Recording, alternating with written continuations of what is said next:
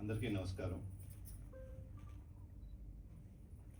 మా నాన్నగారు చనిపోయిన తర్వాత ఇది నేను చేసేది, యాక్ట్ చేసేది అండ్ ప్రొడ్యూస్ చేసే ఫస్ట్ ఫిలిం. సో ఆయనకి రెస్పెక్ట్స్ ఇవ్వడానికి few seconds will just pay homage and in my own homely life. So అయినప్పటికీ ప్రతిసారి ఫ్యాన్స్ కానీ ఆడియన్స్, తెలుగు ఆడియన్స్ కానీ ఎక్కడోసారి నన్ను గుర్తు చేస్తూనే ఉన్నారు. For that I'm very thankful to them.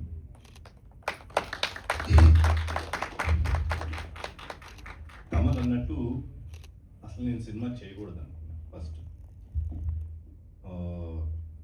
గీత గారు అడిగారు బ్రేక్ ఇచ్చారా తీసుకున్నారా? సో రెండు ఉన్నాయి.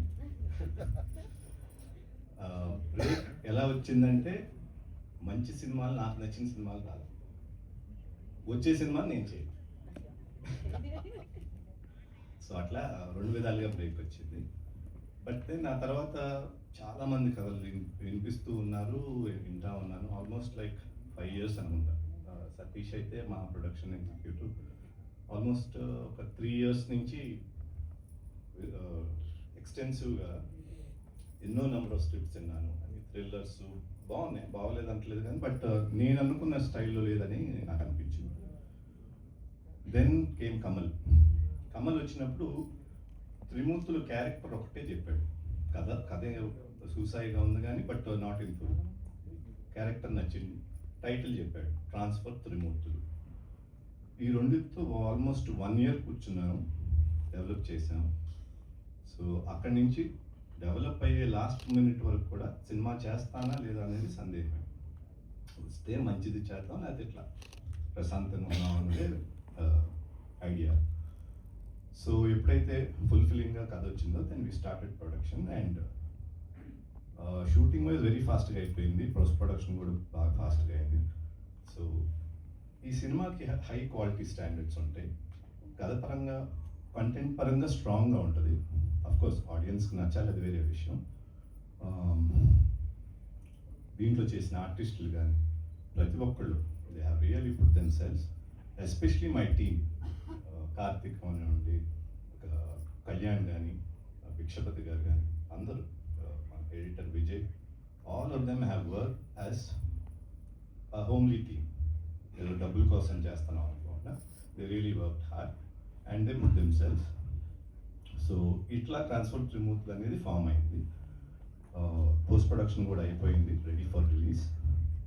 అండ్ ఈ అన్నిటికీ ఇప్పుడు ఆడియన్స్ ఎంత అడిగినా ఎప్పటికప్పుడు మీడియా దాన్ని ప్రమోట్ చేస్తూ ఇన్నేళ్ళుగా 10 ఏళ్ళుగా నేను కనిపించకపోయినా కూడా ఎక్కడో దగ్గర నా ప్రస్తావన తీసుకొచ్చి ఒక్కొక్క ఆర్టికల్స్ వేసి ఇట్లా చేసినందుకు I would really thank the press for it.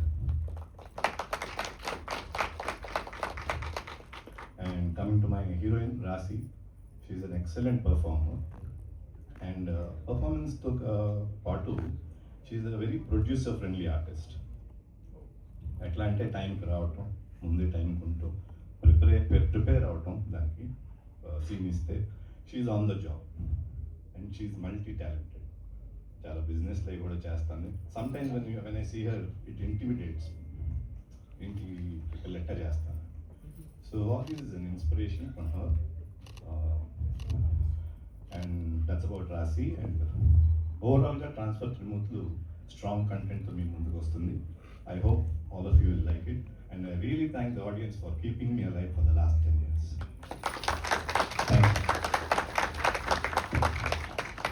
Thank you so much. And of course ఆ రోజులో ఆ సినిమాలన్నిటితో నవీన్, మీ పేరులో ఉన్న విన్ అయ్యారు మీరు.